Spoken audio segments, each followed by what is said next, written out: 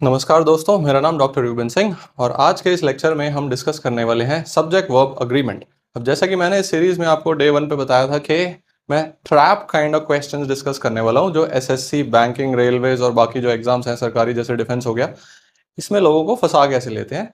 तो इस तरह के जो ट्रैप्स हैं हम उनसे निकलने की कोशिश करेंगे इस वीडियो सीरीज में। तो सबसे पहले समझते हैं सब्जेक्ट वर्ब अग्रीमेंट होता क्या है, इसकी डेफिनेशन क्या है।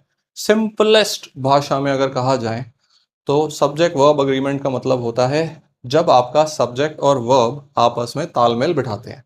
जैसे कि अगर सिंगुलर सब्जेक्ट है तो वर्ब भी सिंगुलर को कॉम्प्लीमेंटिंग होना चाहिए, प्लूरल है तो वर्ब भी प्लूरल को कॉम्प्लीमेंटिंग होना चाहिए। राइट।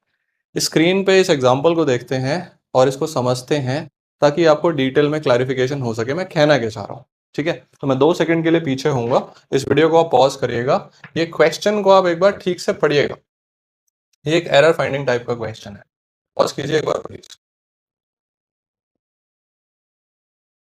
चलिए, the quality of apples are excellent. अब इसमें क्या है, हमें इनमें गलत कौन सा है वो ढूंढना है।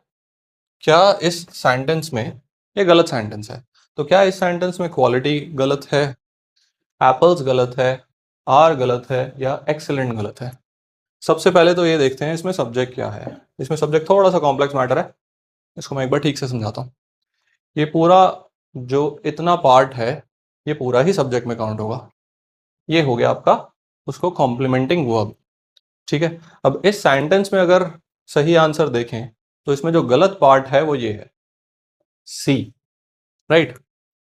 लेकिन इसको हम पकड़ेंगे कैसे, इसका एक सिंपल सा आप कह सकते हैं गोल्डन रूल है जो कि ज़्यादातर अप्लीकेबल है, वो ये है, ऑफ के बाद का जो सब्जेक्ट का पार्ट है हम उसको नहीं देखेंगे। कई बार लोग क्या करते हैं, एप्पल्स देखते हैं और सोचते हैं प्लूरल सब्जेक्ट है तो ये सही है। एक्चुअल में इस तरीके से नहीं सोचना है, आपको ऑफ से पहले का पार्ट देखना है, यानी कि क्वालिटी। अब क्वालिटी क्या है, एक एब्स्ट्रैक्ट नाउन है। एब्स्ट्रैक्ट नाउन यानी जब आप आइडियाज, ओपिनियंस, इमोशंस शेयर करते हैं तो वो काउंटेबल नहीं होते हैं। अगर काउंटेबल नहीं है तो आर नहीं लग सकता है। पहला पॉइंट, ऑफ से पहले का पार्ट देखना है आपको और उसी को आपने अपना मेन सब्जेक्ट मान के चलना है। दूसरा पॉइंट, क्वालिटी वर्ड काउंटेबल है ही नहीं, एब्स्ट्रैक्ट नाउन है।